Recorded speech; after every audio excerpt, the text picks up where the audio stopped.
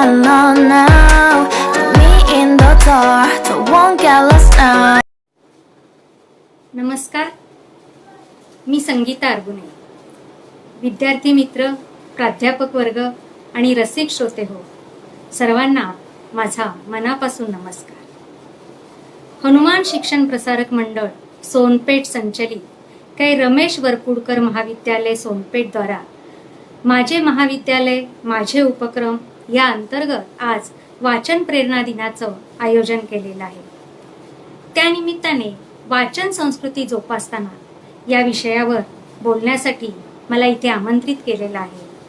त्याबद्दल महाविद्यालयाचे प्राचार्य डॉक्टर वसंत सातपुते, संयोजन समितीचे अध्यक्ष परमेश्वर कदम, तसेच संयोजक विठ्ठल जायभाये, संतोष रणखाम, डॉक्टर मुकुंदराज पाटील, ग्रंथपाल अनंत सरकाळे आणि संयोजन समितीतील इतर सर्वांचे मी मनापासून आभार मानते आणि त्यांना धन्यवाद देते. आज APJ अब्दुल कलामांचा जन्मदिवस आहे, जयंती आहे त्यांची. त्यानिमित्त त्यांना मी विनम्र असं अभिवादन करते आणि माझ्या या व्याख्यानाला सुरुवात करते.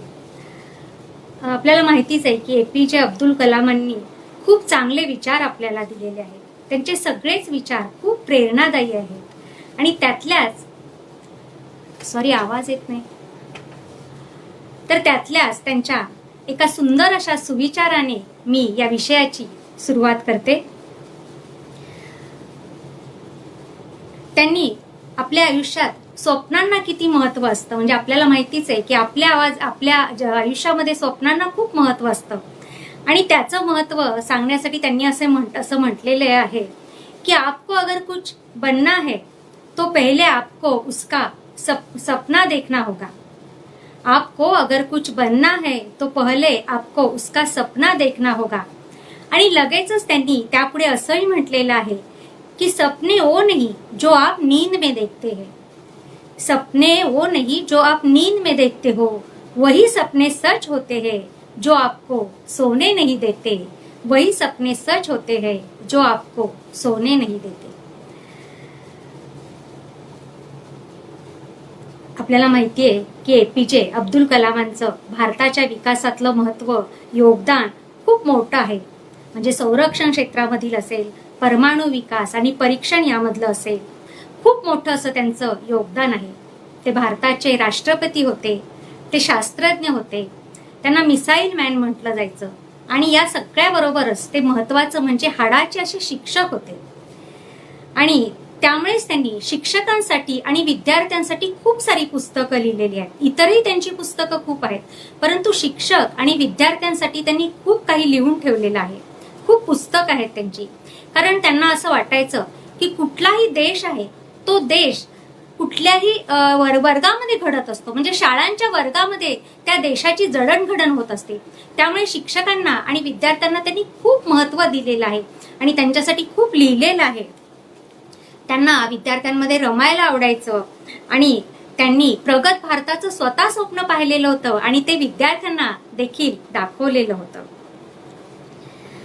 आणि मित्रांनो, अतिशय म्हणजे चांगली गोष्ट की वाईट सांगता येत नाही. खरं तर ते अजून जगले पाहिजे होते, त्यांनी अजून देशासाठी खूप काम केलं असतं. परंतु दुर्दैवाची गोष्ट म्हणजे त्यांचा मृत्यू झाला. परंतु त्यातही आनंदाची गोष्ट अशी की त्यांना विद्यार्थ्यांमध्ये रमायला आवडायचं आणि सतत ते विद्यार्थ्यांना काही ना काही शिकवत असायचे आणि त्या पद्धतीने ते विद्यार्थ्यांना म्हणजे एक दीक्षांत समारोह होता मला वाटतं आणि तिथेच विद्यार्थ्यांना ते व्याख्यान देत असताना तिथेच त्यांची प्राणज्योत मालवलेली आहे. आणि आपल्या आवडीचं काम करताना अशा प्रकारचा मृत्यू येणं ही खरोखरच सौभाग्याची गोष्ट म्हटली पाहिजे. आणि त्यांचं वाचन प्रेम तर आपल्या सगळ्यांना माहिती आहे. त्यांच्या घरामध्ये जवळजवळ 50,000 इतकी पुस्तकं होती आणि त्यांचं असं म्हणणं होतं की पुस्तकं इतकं मौल्यवान जगामध्ये काहीच नाहीये आणि वाचना इतका आनंद सुद्धा दुसऱ्या कशामध्येच नाहीये. आणि आपल्याला माहिती आहे की गेल्या 10 वर्षामध्ये वाचन संस्कृतीचा खूप मोठ्या प्रमाणावर असा ऱ्हास होतो आहे आणि ते पाहून सरकारने ठरवलं होते की आपण ही वाचन संस्कृती पुन्हा नव्यानं तिचं संवर्धन होण्यासाठी काहीतरी करायला हवं. आणि मग त्यांच्या मृत्यूनंतर त्यांनी वाचन प्रेरणा दिनाचं आयोजन केलं आणि त्यासाठी त्यांनी अब्दुल कलामांचा जन्मदिवसाचीच निवड केली. आणि ही खरोखरच त्यांना खूप खूप चांगल्या स्वरूपाची अशी आदरांजली आहे. एका वाचनप्रेमी माणसाला त्याचा जन्मदिवस वाचन प्रेरणा दिन या नावाने साजरा होणं ही खरंच खूप मोठी अशी त्यांना आदरांजली आहे. आणि त्यानिमित्ताने वाचन संस्कृतीचा जागर होतो आहे, ही देखील खूप आनंदाची गोष्ट आहे. परंतु मला इथे असं म्हणावंसं वाटतं की अशा पद्धतीने वाचन प्रेरणा दिन साजरा करायला लागणं म्हणजे सरकारने आता सगळ्या शाळांना, महाविद्यालयांना, ग्रंथालयांना आदेश दिलेले आहेत की हा दिवस तुम्ही कंपल्सरी साजरा करायचा. आणि अशा पद्धतीचं जेव्हा सक्ती येते तेव्हा कुठेतरी काहीतरी चुकतंय असं वाटतं, कारण आपण सगळे सुशिक्षित आहोत. आणि अशा सुशिक्षित समाजाला अशा पद्धतीने सक्तीने वाचन प्रेरणा दिन साजरा करायला लागणं ही देखील दुःखाची गोष्ट आहे. म्हणजे त्यामागची पार्श्वभूमी नेमकी काय आहे हे आपण समजून घ्यायला हवं. आज आपण भोवतालाचं निरीक्षण केलं तर आपल्या लक्षात येईल की खूप मोठ्या प्रमाणावर वाचन संस्कृती लोप पावत चाललेली आहे. म्हणजे माणसं फारसं वाचत नाहीयेत. म्हणजे अगदी विद्यार्थ्यांचं वाचन देखील म्हणजे अभ्यासापुरतं मर्यादित असतं. म्हणजे काही ठिकाणी तर असं म्हणावं लागतं की अभ्यासापुरतं देखील मुलं वाचत नाहीत. म्हणजे आजकाल टेक्स्टबुकचं वाचन देखील कमी झालेलं आहे. म्हणजे अवांतर वाचनाची गोष्ट वेगळीच आहे, परंतु टेक्स्टबुकचं वाचन सुद्धा कमी झालेलं आहे. म्हणजे मुलांना काय प्रश्नोत्तर मिळतात, प्रश्नांची उत्तरं मिळतात, सगळं रेडी मिळतं आणि त्याच्यावर रट्टा मारलं की मुलं पास होतात. त्यामुळे त्याकडे अवांतर वाचन किंवा टेक्स्टबुकचं वाचन सोडून अशा पद्धतीने मुलं अभ्यास करतात. ही देखील खूप अशी म्हणजे चिंतनीय अशी बाब आहे मला वाटतं. आणि दुसरी गोष्ट म्हणजे पालकांच्या बाबतीत विचार केला तर अनेक घरामध्ये वाचन फारसं होत नाही. म्हणजे तुम्ही बघाल तर वर्तमानपत्र देखील काही घरांमध्ये घेतलं जात नाही. म्हणजे आजची गोष्ट वेगळी आहे की कोरोनाच्या पार्श्वभूमीवर अनेक जण वर्तमानपत्र घेत नाहीयेत, परंतु तरी देखील आज त्याच्या आधी सुद्धा अनेक घरांमध्ये वर्तमानपत्र घेतलं जायचं नाही. म्हणजे त्यांचं असं म्हणणं आहे लोकांचं की सगळ्या बातम्या टीव्हीवर आम्ही बघतो किंवा आता फेसबुकवर किंवा व्हॉट्सअपवर सगळं आम्हाला कळत असतं, मग वर्तमानपत्र का घ्या. तर मला वाटतं मित्रांनो, वर्तमानपत्र हे आपण फक्त बातम्यांसाठी घेतो का, तर नक्कीच नाही. कारण त्यामध्ये जे काही म्हणजे संपादकीय असतं महत्वाचं म्हणजे, तर त्यामध्ये सत्यस्थितीवरचं अतिशय सुंदर आणि महत्वपूर्ण असं भाष्य असतं, ते तुम्ही वाचलं पाहिजे. वाचकांची पत्र असतात, त्यामधूनही अनेक गोष्टी, अनेक वेगवेगळे विचार तुम्हाला कळत असतात. आणि आपण एक भारताचे सुजाण असे नागरिक आहोत. त्यामुळे हा जो वर्तमानपत्रातून हे जे काही आपल्या समोर येत असतं तो एक प्रकारचा काळाचा आवाज असतो. तो आवाज ऐकणं आणि त्याला प्रतिसाद देणं हे आपलं एक सुजाण नागरिक म्हणून कर्तव्य असतं, परंतु आपण ते करत नाही. अगदी ते सोडलं तरी वर्तमानपत्राच्या ज्या काही पुरवण्या असतात, शनिवार रविवारची पुरवणी घ्या, तर या पुरवण्यामध्ये सुद्धा खूप चांगल्या प्रकारचं बौद्धिक आणि वैचारिक असं आपल्याला खाद्य पुरवलेलं असतं. ते देखील वाचणं खूप महत्वाचं असतं. परंतु दुर्दैवाने आजकाल वाचनापासून माणूस दुरावत चाललेला आहे, हे मला इथे सांगावंसं वाटतं. आणि या सगळ्याचे खूप भयानक असे दुष्परिणाम आपल्याला भोगावे लागणार आहेत. मी सगळ्यांना इथे नमस्कार करते आहे. मनीषा अतुल आलेली आहे, मारुती कचवे आहेत आणि बरेच जण आहेत आणि मला इथे कमेंट्स दिसतात आहेत, तर त्या सगळ्यांना मी पुन्हा एकदा नमस्कार करते. तर मित्रांनो, एक बार्डबेरी म्हणून नावाचा एक विचारवंत होता, म्हणजे तो लेखक होता. तर त्यांनी असं म्हटलेलं आहे की तुम्हाला एखाद्या देशाची संस्कृती नष्ट करायची असेल तर तुम्ही दुसरं काही करू नका, तर तुम्ही त्या देशातल्या लोकांना वाचनापासून वंचित करा. तर अशा पद्धतीने तुम्ही लोकांना वाचनापासून वंचित केलं तर त्या देशाची फक्त संस्कृती नाही तर तो संपूर्ण देश लयाला जाईल. तर अशा पद्धतीचे भयानक दुष्परिणाम आहेत की जर तुम्ही वाचन केलं नाही तर इतके भयानक दुष्परिणाम आपल्याला भोगावे लागणार असतात. म्हणजे फक्त व्यक्तीला नाही, समाजाला आणि त्या अनुषंगाने देशाला देखील त्याचे दुष्परिणाम भोगावे लागत असतात. आणि खरोखरच वाचनापासून माणूस तुटतो ना, तेव्हा तो भोवतालापासून सुद्धा तुटत असतो. आणि त्याचा जो वैयक्तिक विकास मगाशी सांगितल्याप्रमाणे खुंटतोच वाचनाविना, परंतु त्या अनुषंगाने संपूर्ण देशाच्या विकासाला देखील बाधा येते. म्हणून मित्रांनो, वाचणं ही खरोखरच खूप महत्वाची गोष्ट आहे आयुष्यामध्ये. आणि या सगळ्यामुळेच वाचन संस्कृती पुन्हा एकदा रुजवण्याची खूप गरज निर्माण झालेली आहे आणि त्या अनुषंगाने हा दिवस आपण साजरा करतो आहोत. आणि म्हणूनच मला वाटतं हा दिवस साजरा करताना आपण प्रत्येकानं स्वतःला प्रश्न विचारायला पाहिजे की खरंच आपण किती वाचतो, किंवा ही वाचन संस्कृती जोपासण्यासाठी आपण नेमकं काय करतो. आपण आपल्या मुलांना काहीतरी नवीन वाचायला उद्युक्त करतो का, शेजार पाजारच्या लोकांना उद्युक्त करतो का. तर मला वाटतं आपण तसे प्रयत्न मागे काय केलं ते आता बघण्यात अर्थ नाही, पण यापुढे तरी आपण वाचनासाठी एकमेकांना प्रेरित केलं पाहिजे, एकमेकांना पुस्तकं भेट दिली पाहिजे चांगली चांगली, आणि वाचनाची सवय लोकांना लावली पाहिजे. अर्थात पुस्तकं नुसती भेट आलेलीच वाचली पाहिजेत असं नाही, तर आपण स्वतः पुस्तकं विकत घेऊन वाचली पाहिजे. आणि मला इथे एक गोष्ट सांगावीशी वाटते की आपल्या महाराष्ट्रापुरतं जरी बोलायचं झालं तरी तुम्ही जर पश्चिम बंगालमध्ये गेलात तर अनेकांच्या घरामध्ये पुस्तकाचं, म्हणजे सर्वसामान्य माणसांच्या घरात देखील पुस्तकाचं कपाट असतं. परंतु आपल्याकडे आपण इंटिरियरवर प्रचंड खर्च करतो, पण त्या घरामध्ये पुस्तकाचं कपाट असेलच असं नाही. आपल्याकडे खूपदा प्राध्यापक, लेखक किंवा काही मोठे लोक असतात, विचारवंत असतात, त्यांच्या घरी आपल्याला पुस्तकांची कपाटं पाहायला मिळतील आणि इतर ठिकाणी ती खरोखरच फारशी पाहायला मिळत नाही. हे देखील खूप शोचनीय अशी गोष्ट आहे. तर मला इथे आणखी एक सांगावंसं वाटतं की काही ठिकाणी खूप चांगले प्रयत्न होतात. म्हणजे आमच्या इथे वर्तक शाळा आहे, तर वर्तक शाळेमध्ये म्हणजे पालक जे येतात, मुलांना सोडायला येतात किंवा कधी कधी त्यांना तिथे शाळा सुटेपर्यंत थांबावं लागतं, तर त्यांच्यासाठी खूप चांगली अशा प्रकारची तिथे लायब्ररी आहे. आणि पालकांना ती पुस्तकं कशाही पद्धतीने, म्हणजे तुम्ही या, हाताळा, वाचा आणि ठेवा आणि जा, तर अशा पद्धतीने तो एक वाचनाचा चांगला प्रयत्न आहे असं मला वाटतं. पुन्हा महाराष्ट्रामध्ये महाबळेश्वरच्या जवळ भिलार गाव आहे, ते देखील आता म्हणजे पुस्तकांचं गाव म्हणून विकसित केलं आहे. पण तिथे देखील मी गेले होते आणि मला एक गोष्ट माझ्या पाहण्यात आली की अनेकदा तिथे जाणारे असतात ते पर्यटनाच्या दृष्टीने जातात. म्हणजे फार काही तिथे वेगळ्या वेगळ्या प्रकारची दालनं आहेत. कुसुमाग्रजांचं दालन आहे किंवा बाल साहित्याचं वेगळं दालन आहे, ऐतिहासिक पुस्तकांचं वेगळं दालन आहे. तर अशा पद्धतीची वेगळी वेगळी दालनं आहेत, अनेक पुस्तकं आहेत, वेगळ्या वेगळ्या घरामध्ये अशी त्यांनी ती संग्रहित करून ठेवलेली आहेत. परंतु तिथे जाऊन लोक ते वाचतातच असं नाही, फक्त जातात, बघतात, चालतात आणि येतात. तर हे उपयोगाचं नाही. तर त्यापेक्षा प्रत्येकाने आपल्या घरात, आपल्या गावात, आपल्या शाळेमध्ये किंवा आपल्या कॉलेजमध्ये अशा पद्धतीने छोट्या छोट्या लायब्रऱ्या उभ्या केल्या पाहिजेत आणि तिथे मुक्त म्हणजे अगदी विना मोबदला तिथे येणाऱ्या पालकांना, विद्यार्थ्यांना ती पुस्तकं उपलब्ध करून दिली पाहिजेत असं मला वाटतं. आणि घरामध्ये जर पुस्तकाचं कपाट असेल ना मित्रांनो, तर खरोखर ते बघितलं ना आपण एखादं पुस्तक की आपल्याला घेऊन वाचावंसं वाटतं. म्हणजे मध्यंतरी मी स्वतःच्या घरामध्ये एक प्रयत्न केलेला की माझ्या घरामध्ये मला ज्ञानेश्वरी आवडते, पण ती अशी एवढी मोठी घेऊन बसायची, वाचायची, तर ते फारसं होत नाही. तर मी ती टीपॉयवर ठेवून दिलेली आणि मी ती कधीही अशी उघडायची, एखादी ओवी वाचायची आणि बंद करायची.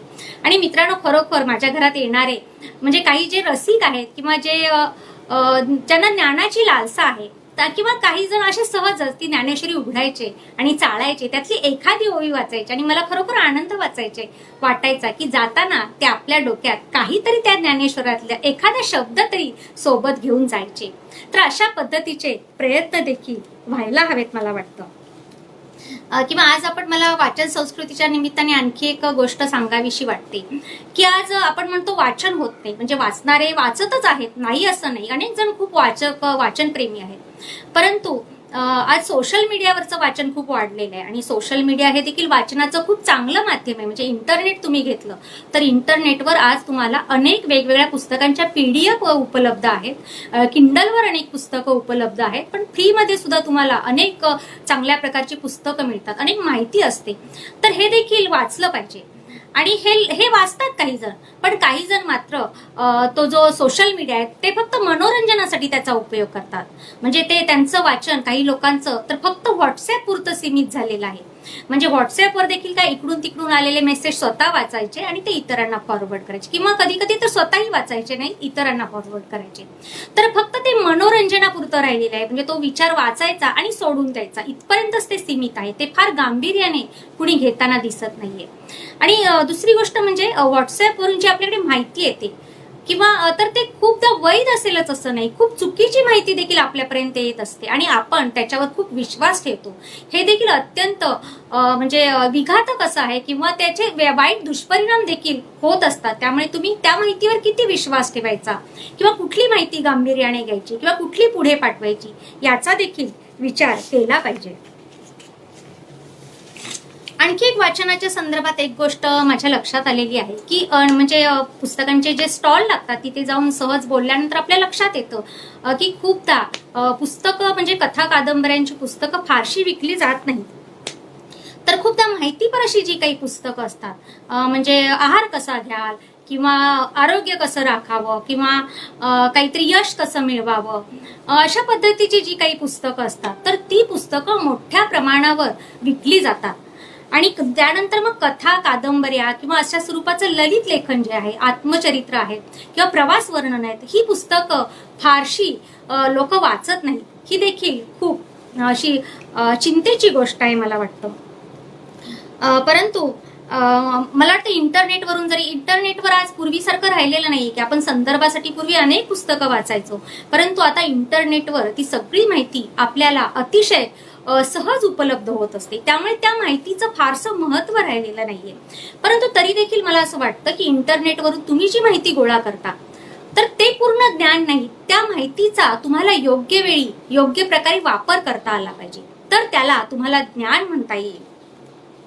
आणि हे सगळं आहे ते एक प्रकारच्या वाचनातून हे सगळं तुम्हाला म्हणजे एखाद्या गोष्टीचा एखाद्या ज्ञानाचा उपयोग कसा करायचा हे देखील तुम्हाला वाचनातूनच लक्षात येत असतं. आणि त्यामुळे मला वाटतं की ललित साहित्य जे आहे म्हणजे ज्याला आपण कथा कादंबरी म्हणतो, कविता म्हणतो किंवा आत्मचरित्र असतात, प्रवास वर्णन देखील असतात, तर अशा स्वरूपाचं जे साहित्य आहे ज्याला आपण निखळ ललित साहित्य म्हणतो तर ते किंवा वैचारिक लेखन असेल हे मोठ्या प्रमाणावर वाचलं गेलं पाहिजे मित्रांनो. कारण ललित साहित्याचं जे वाचन असतं ना ती खरोखरच खूप महत्वाची अशी गोष्ट असते. कारण या सगळ्या साहित्यातून तुम्हाला जीवनाचं दर्शन होत असतं.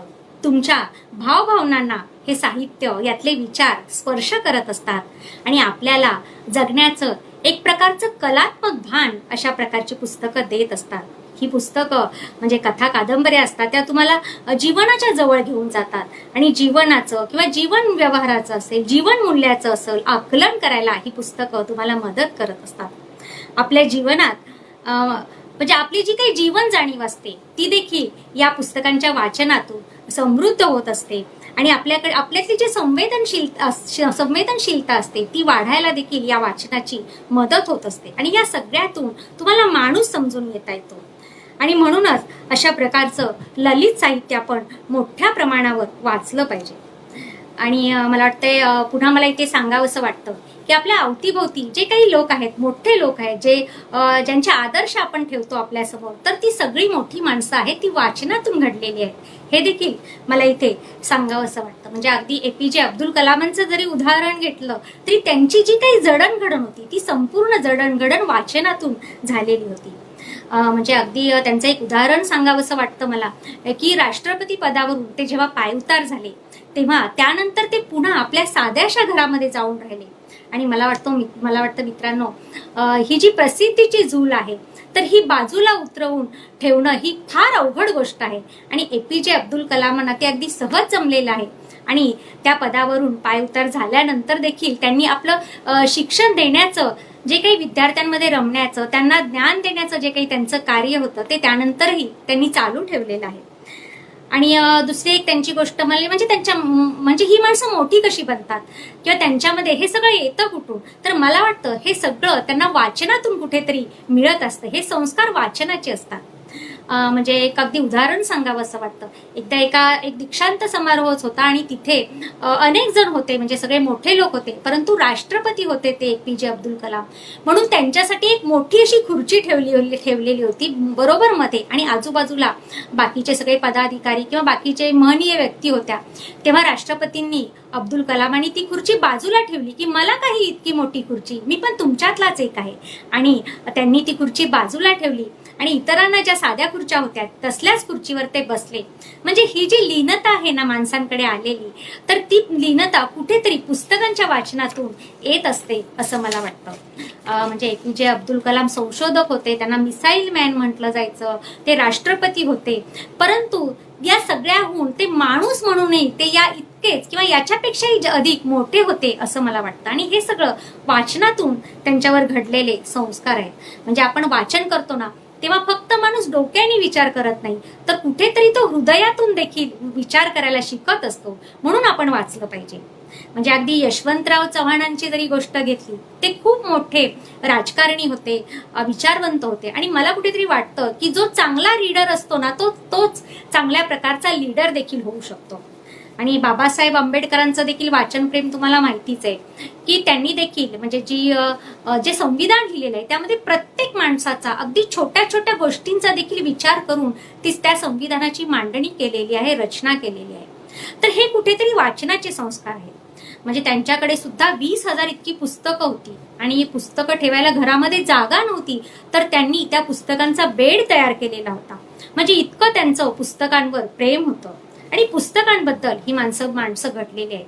म्हणजे आंबेडकरांनी तर असंच म्हटलेलं आहे वाचनाच्या संदर्भात की तुम्हाला जर 2 रुपये मिळाले तर त्या 2 रुपयातला 1 रुपया तुम्ही पुस्तकांवर खर्च करा. म्हणजे 1 रुपयाची भाकरी घ्या आणि 1 रुपया पुस्तकावर खर्च करा.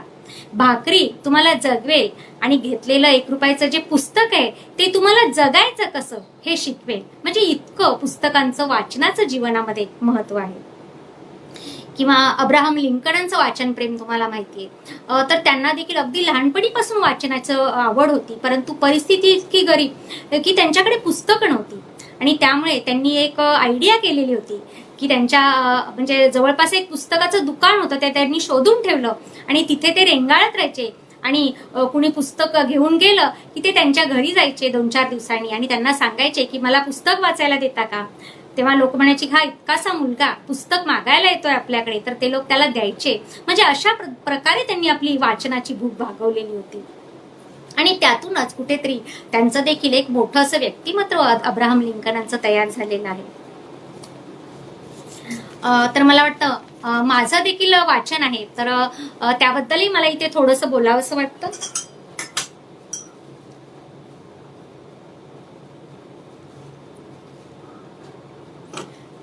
तर तुम्हाला मला सांगावं असं वाटतं की अगदी माझी जी वाचनाची आवड आहे ही देखील मला अगदी खूप लहानपणीपासून वाचनाची आवड होती किंवा मी तशा संस्कारात वाढलेली असं काही नव्हतं.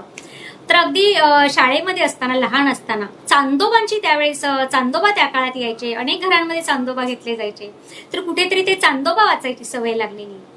मग नंतर अगदी लहान असताना म्हणजे जादूचा पिसारा किंवा काहीतरी उडता गालीचा, तर अशा पद्धतीची मी पुस्तकं वाचलेली आहेत. शाळेमध्ये ती पुस्तकं मिळायची. आणि त्यानंतर आमच्या बाजूला एक गुजराती फॅमिली होती आणि त्यांच्याकडे लायब्ररी होती, ते सभासद होते लायब्ररीचे आणि ते तिथून पुस्तकं आणायचे, कथा कादंबऱ्या. आणि 10वी 11वीत असताना मग ती कथा कादंबऱ्या वाचनाची सवय लागली आणि ते आवडायला लागलं. म्हणजे वाचनाची गोडी कुठेतरी तेव्हापासून लागली. म्हणजे त्या काळात अगदी योगिनी जोगळेकर किंवा सुहास शिरवळकर, बाबा कदम, गुलशन नंदा, अगदी चंद्रकांत काकोडकर सुद्धा त्या काळात आम्ही वाचले. आणि गंमत म्हणजे ह्या पुस्तकांनी खूप काही दिलं किंवा काही सांगता येत नाही, म्हणजे म्हणू शकत नाही, परंतु त्या पुस्तकांनी वाचायची गोडी लावली. आणि हे अशा पद्धतीचं एक कल्पनेतलं जग पाहता आलं. किंवा मी थोडीशी ग्रामीण भागात राहायचे, त्याच्यामुळे शहरातलं जग कसं असतं हे त्या पुस्तकातून दिसलं. आणि इतक्या छान पद्धतीने कल्पनेचा विस्तार करून अशा पद्धतीने आपण माणूस लिहू शकतो हे कुठेतरी त्या काळात मनावर बिंबलं गेलं. आणि आपणही कधीतरी असं लिहावं हे कुठेतरी ती पुस्तकं वाचत असताना सतत वाटत राहायचं. आणि तिथून कुठेतरी मला वाटतं माझ्यामध्ये ही जी काही कवितेची बीज आहे किंवा लेखक होण्याची बीज आहे ती त्या काळात रुजली गेली. आणि त्यानंतर कॉलेजमध्ये मी कविता लिहायला लागले. मग 2001 मध्ये माझा कविता संग्रह आला पहिला. आणि तो पहिला कविता संग्रह आल्यानंतर मी ह्या लेखक वाचकांच्यात माझी उठबस होऊ लागली. म्हणजे मोठे मोठे लेखक असायचे, कवी असायचे, कवी संमेलनांना मी जायचे. आणि तेव्हा कुठेतरी मला लक्षात आलं की आपण अजून खूप वाचलं पाहिजे, चांगलं वाचलं पाहिजे. आणि तिथून कुठेतरी माझ्याकडे माझी म्हणजे चांगल्या पद्धतीचं वाचण्याची सुरुवात झाली. मग मी अनेक पुस्तकं आणायचे, विकत घेतली आणि मग ते एक प्रकारचं गांभीर्याने मी वाचन सुरू केलं. आणि त्या वाचनातूनच मग त्यानंतरच्या काळात मी लेखिका, कवयित्री म्हणून घडत गेले. म्हणजे मी त्यानंतर कथा लिहिल्या, परीक्षणं लिहिली आणि लेख लिहिले. तर अशा पद्धतीने त्या वाचनाचे संस्कार माझ्यावर होत गेले. आणि त्याच्यातून आणि पुन्हा इथे मला एक सांगावं असं वाटतं की नुसतं वाचन देखील महत्वाचं नसतं, ते वाचल्यानंतर त्याच्यावरती चिंतन मनन होणं हे देखील खूप गरजेचं असतं. म्हणजे पुस्तक वाचलं आणि सोडून दिलं असं न करता तुम्ही त्याचं चिंतन मनन सातत्याने केलं पाहिजे. आणि मला वाटतं पुस्तक अगदी जशीच्या तशी अशी राहण्यापेक्षा त्याच्यावर तुम्ही खानाखुणा आवडलेलं तुम्ही पेनाने तिथे खूण करून ठेवा, अंडरलाईन करून ठेवा. तर ही पुस्तकं अशा पद्धतीने हाताळा तुम्ही, तर तुम्हाला देखील खरोखर त्याचा खूप आनंद होईल आणि अनेक गोष्टी त्याच्यातून तुम्हाला चांगल्या चांगल्या मिळत जातील. कधी तुम्ही पुस्तक उघडलं पुन्हा काही काळानंतर, तर अरे आपण हे अंडरलाईन करून ठेवलं होतं आणि हा किती छान विचार आहे हे तुमच्या लक्षात येईल आणि तुम्हाला देखील आनंद होईल. तर अशा पद्धतीने वाचायचं कसं हे देखील तुम्ही शिका आणि तशा पद्धतीने वाचा. आणि मला आणखी एक सांगावं असं वाटतं की वाचता वाचताना कुठेतरी आपल्याला लिहिताना आपण प्रगल्भ होत जातो, म्हणजे आपले विचार प्रगल्भ होत जातात आणि मग एखाद्या क्षणी मग असं वाटतं की कधीतरी वाटतं की काहीच आपल्याला वाचायला आवडत नाही, कारण त्यावेळेस कुठेतरी आपल्या डोक्याला याच्यापेक्षा काहीतरी चांगलं हवं असतं, याच्यापेक्षा वरच्या लेवलचं काहीतरी हवं असतं आणि त्यावेळेसही मनाला खूप असं एक निराशा येते की अरे हे पण आपल्याला आवडत नाही, हे पण आपल्याला आवडत नाही, किंवा ह्यात काय सांगितलंय, काहीच तर नाही, हे आपण आधी वाचलेलंच आहे. तर अशा पद्धतीने कुठेतरी नाविन्याचा शोध आपलं मन घ्यायला लागतं आणि अशी जेव्हा माझ्या वेळ येते की मला काहीच चांगलं वाचायला मिळत नाही, तर त्यावेळेस मी ज्ञानेश्वरी उघडून बसते आणि त्यातल्या काही ओव्या वाचते आणि खरोखरच मनाला खूप आनंद मिळतो आणि एक प्रकारची शांती अशी मला मिळत जाते. तर मला वाटतं तुम्ही हे ज्ञानेश्वरीचं किंवा तुकारामांची गाथा आहे तर ती देखील वाचा. म्हणजे अगदी खूप वाचणं आजच्या काळात शक्य नाही, पण त्यातलं जमेल तशा 4-2 ओव्या किंवा अभंग तुम्ही वाचत जा. खरोखर हे वेगळ्या स्वरूपाचं संतांनी जे लिहिलेलं आहे, तर त्यात आध्यात्मिक आहेच, परंतु त्याच्यामध्ये जीवनाचं सार एका वेगळ्या पद्धतीने वेगळ्या उंचीवरून सांगितलेलं आहे. तर तुम्ही सुद्धा तशा पद्धतीचं वाचन करा. आणि मग मी वाचलेली काही पुस्तक आहे तर त्याबद्दल देखील तुम्हाला सांगावंसं वाटतं की MT आयवा मारू नावाची एक अनंत सामंतांची मी कादंबरी वाचलेली, अतिशय सुंदर कादंबरी आहे. म्हणजे बोटीवरचं जगणं काय आहे हे त्याच्यामध्ये खूप छान सांगितलेलं आहे. शिवाय स्त्री पुरुष नात्याचे जे काही आदिबंध आहेत अतिशय उत्कटतेने आणि खूप प्रभावीपणे त्यात चितारले गेलेले आहेत. खूप वेगळ्या पद्धतीचा प्रभाव ही कादंबरी आपल्यावर टाकते. त्याच्यानंतर भालचंद्र नेमाडेंची हिंदू आहे, याच्याबद्दल तर काय बोलावं, म्हणजे मला प्रचंड आवडते ही कादंबरी. खूप विस्तृत असा पट आहे या कादंबरीचा. इथे वेगवेगळी माणसं तुम्हाला भेटतात, वेगवेगळे त्यांचे परस्परातले नातेसंबंध तुमच्या लक्षात येतात, वेगवेगळ्या संस्कृती तुम्हाला यात भेटतात आणि त्या संस्कृती, त्या चालीरीती आणि यातले सगळे विरोधाभासही दिसतात आणि कुठेतरी माणसं कशी विचार करतात या सगळ्याचा हे देखील त्याच्यामध्ये येत. आणि ही कादंबरी देखील तुम्हाला खूप भोवंडून टाकते, म्हणजे आत तुम्हाला घेऊन जाते आणि तुम्हाला एक प्रकारे विश्वदर्शन म्हणतात की कृष्णाच्या तोंडातून आपण विश्वदर्शन घेतले, तर हिंदूमध्ये अशा पद्धतीने तुम्हाला एक वेगळ्या प्रकारचं सगळं जग पाहता येतं आणि प्रचंड चांगली कादंबरी आणि तुम्ही ती वाचा. त्यानंतर मला मेघना पेठेची नातीचरामी आवडते. ती खूप वेगळ्या पद्धतीने स्त्रीला केंद्रस्थानी ठेवून लिहिलेली आहे. किंवा रात्रकाळी घागर काळी आहे, तर हे स्त्री भाणाची, स्त्रीच्या शारीर भाणाची अशी ही वेगळ्या पद्धतीची कादंबरी आहे. किंवा आपल्या कविता महाजनचं ब्र आहे किंवा भिन्न आहे, ही देखील वेगळ्या कादंबऱ्या आहेत. म्हणजे ह्या देखील स्त्रीला केंद्रस्थानी ठेवून लिहिलेल्या आहेत आणि स्त्रीला आलेल्या आत्मभानाशी निगडीत अशा कादंबऱ्या आहेत. किंवा स्त्रीला जे काही भोगावं लागतं ते देखील या कादंबऱ्यांमध्ये आलेलं आहे. तर या कादंबऱ्या देखील आपल्यावर वेगळ्या पद्धतीचा प्रभाव टाकतात. किंवा इंग्लिश कादंबऱ्या काही आहेत, म्हणजे फाउंटन हेड नावाची कादंबरी आहे, अतिशय म्हणजे तुम्हाला जगण्याची एक वेगळी प्रेरणा देऊन जाते की माणसं कशी वेगळ्या पद्धतीने विचार करतात. तर ही जी फिलॉसॉफी आहे माणसांची, ही ॲन रँडनी अतिशय सुंदर पद्धतीने या फाउंटेन हेड मध्ये मांडलेली आहे. त्यानंतर अंजली जोशींचं मी अल्बर्ट एलिस नावाचं पुस्तक आहे, तर हे देखील आत्मचरित्र आहे त्या शास्त्रज्ञाचं. तर हे देखील म्हणजे मानसशास्त्र या संदर्भात ही कादंबरी तुम्ही वाचा. म्हणजे आपण हे पुस्तक वाचल्यानंतर कुठेतरी आपण आपल्या समस्यांच्या मुळाशी जायला शिकतो आणि त्या समस्यांची उकल करायला शिकतो आणि कुठेतरी त्या समस्यातून मार्ग काढायला देखील हे या कादंबरीच्या वाचनातून आपल्याला तशा प्रकारचं ज्ञान होतं. म्हणून मानसशास्त्रावर आधारित कादंबऱ्या वाचणं किंवा मला आवडतं, म्हणजे मला स्वतःला. त्यानंतर अंजली जोशींचीच विरंगी मी विमुक्त मी ही कादंबरी देखील अतिशय, म्हणजे ही देखील बेट्टी डॉडसन नावाची जी अमेरिकेतली स्त्री होती, तर तिचं ते चरित्र आहे आणि एका वेगळ्या पद्धतीने स्त्रियांची लैंगिकता याच्यावर तिने एका वेगळ्या दृष्टिकोनातून प्रभाव टाकलेला आहे. आणि ही कादंबरी देखील अतिशय वेगळ्या पद्धतीने स्त्रियांच्या लैंगिकतेचा विचार करणारी, तर ती देखील कादंबरी तुम्ही जरूर वाचा. फार सुंदर कादंबरी आहे. आणि त्यानंतर आणखी एक द सिक्रेट नावाचं, हे काही कथा कादंबरी वगैरे नाही, पण द सिक्रेट नावाचं एक पुस्तक आहे. तर ते देखील अतिशय सुंदर आहे पुस्तक, की हे पुस्तक वाचल्यानंतर तुम्हाला कळत जाते की आतापर्यंतच्या आयुष्यात आपण किती चुकीच्या पद्धतीने विचार करतो आणि कुठेतरी तुमच्या जगण्याला किंवा तुमच्या विचारांना दिशा देणारी अशी ही कादंबरी, हे पुस्तक आहे द सिक्रेट. रॉन्डा बर्न नावाचं लेखिकेचं पुस्तक आहे. तर हे देखील तुम्ही जरूर वाचा. वेगळ्या पद्धतीचं हे पुस्तक आहे की आपले जे विचार असतात तेच आपली नियती घडवत असतात. हे या पुस्तकामध्ये खूप वेगळ्या पद्धतीने आणि अगदी साध्या सोप्या भाषेत सांगितलेले, म्हणजे वेगवेगळ्या विचारवंतांची मतं त्या संदर्भातली त्यामध्ये अतिशय प्रभावीपणे आणि सोप्या भाषेत आपल्याला समजतील अशा भाषेत सांगितलेले. तर हे पुस्तक देखील माझ्या जीवनावर प्रभाव टाकणारं पुस्तक आहे असं मी म्हणेन.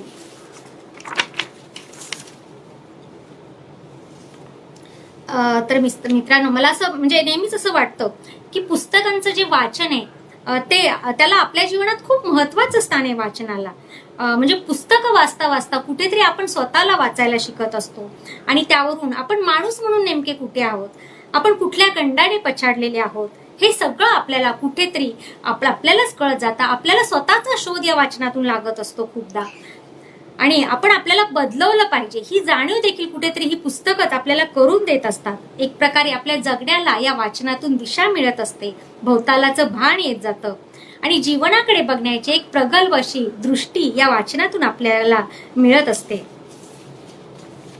आणि त्यामुळेच मला वाटतं वाचनाला खरोखरच पर्याय नाहीये. म्हणजे वाचाल तर वाचाल असं आपल्याकडे म्हटलंय ते उगीच नाही, कारण वाचनामुळे तुमचं व्यक्तिमत्व घडतं, ते उन्नत होतं आणि वाचन तुमचा सारासार विवेक जो असतो तो जागृत करत असतं, तुमचं माणूस पण जोपासतं, तुमच्यामध्ये सहवेदना आणि संवेदनशीलता निर्माण करत असतं. आणि आजचा काळ बघाल तर आपण करोनामध्ये खूप एका अस्थिर काळामध्ये वावरत आहोत. म्हणजे आपल्या मनावर खूप ताण आहे, तर या ताणातून हलकं होण्यासाठी देखील वाचनाची गरज आहे. आणि एकूण आजचा काळ बघितला तर आता करोनामध्ये मुळे थोडीशी दहशतवाद वगैरे थोडासा कमी आहे, परंतु मध्यंतरीच्या काळात तो दहशतवाद देखील खूप बोकाळलेला होता. तर त्यामधूनही बाहेर पडण्यासाठी तर तुमच्याकडे सारासार विवेक असला पाहिजे. आणि तो जर तशा पद्धतीचा सारासार विवेक तुमच्याकडे असेल तर माणूस अशा पद्धतीची अहिंसक कृत्य करणार नाही. आणि म्हणून देखील तुम्ही वाचलं पाहिजे, वाचनाचे संस्कार तुम्ही स्वतःवर करून घेतले पाहिजेत असं मला वाटतं. आणि त्यासाठी आपण सगळ्यांनी मिळून ही वाचन संस्कृती जोपासली पाहिजे असं मला वाटतं. आणि खरं तर जाता जाता मी कॉलेजचा कार्यक्रम आहे त्यामुळे विद्यार्थ्यांना एक थोडासा एक विचार देण्यासाठी माझी एक कविता तुम्हाला सांगते.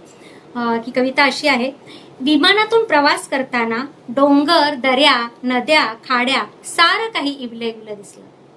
विमानातून प्रवास करताना डोंगर, दऱ्या, नद्या, खाड्या सारं काही इवलं इवलं दिसलं आणि या विश्वातलं आपलं शूद्रपण काळजात रुतलं.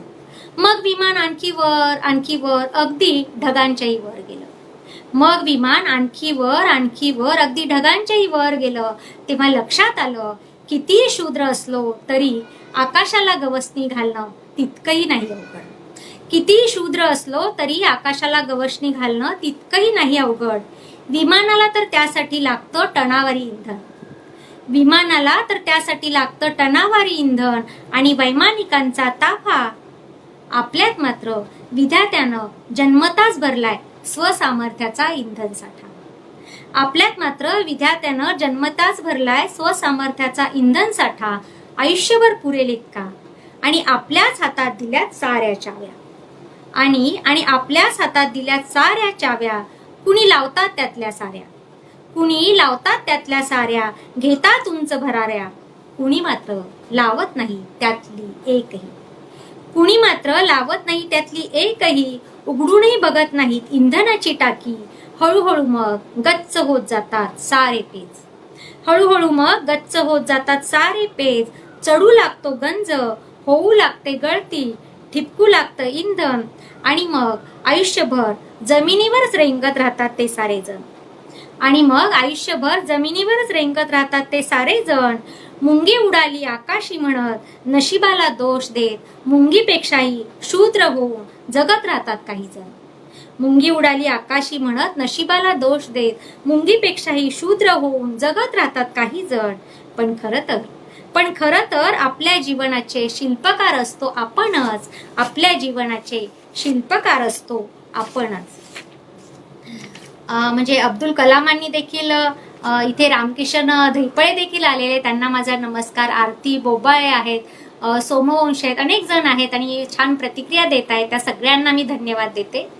तर अब्दुल कलामांनी देखील विद्यार्थ्यांसाठी अशीच एक कविता लिहिलेली आहे की त्यांनी देखील असंच म्हटलेली आहे की I am born with potential, I am born with potential, I am born with goodness, I am born with ideas and dreams, I am born with greatness, I am born with confidence, I am born with wings. हे खूप महत्वाचं आहे. I am born with wings, so I am not made for crawling. So I am not made for crawling म्हणजे मी रेंगण्यासाठी माझा जन्म झालेला नाही. I have wings, मला पंख आहेत. I have wings, I will fly fly and fly, असं त्यांनी म्हटलेलं आहे. खरं तर मला इथे बोलावून तुम्ही आपल्याशी संवाद साधण्याची मला जी संधी दिलेली आहे या महाविद्यालयाने, त्याबद्दल मी आयोजकांचे, ग्रंथालयाचे मनापासून आभार मानते. आणि आपण सगळ्यांनी मला ऐकून घेतलं त्याबद्दल आपले देखील आभार मानते. आणि जाता जाता पुन्हा अब्दुल कलामांच्या 4 ओळी मी आपल्यासाठी सांगणार आहेत. म्हणजे त्यांचा संदेश आहे हा की त्यांनी असं म्हटलेलं आहे तरुणाईला की तुम्ही भरपूर वाचा, काहीतरी वेगळं करायची हिंमत ठेवा. जे त्या मिळलेल्या वाटेवरून चालू नका. तुम्ही तुमची स्वतःची वाट निर्माण करा किंवा स्वतःची वाट शोधा. समस्या, अडचणी ह्या येणारच आहेत प्रत्येकाला, पण त्या समस्यात कुठेतरी तुमची स्वतःची वाट असेल आणि त्यामुळे त्या समस्यांच्या मुळाशी जा, तुम्हाला तुमची वाट सापडेल. समस्यांना घाबरू नका. समस्या तुम्हाला खूप काही शिकवत असतात, हे त्यांनी सांगितलेलं आहे.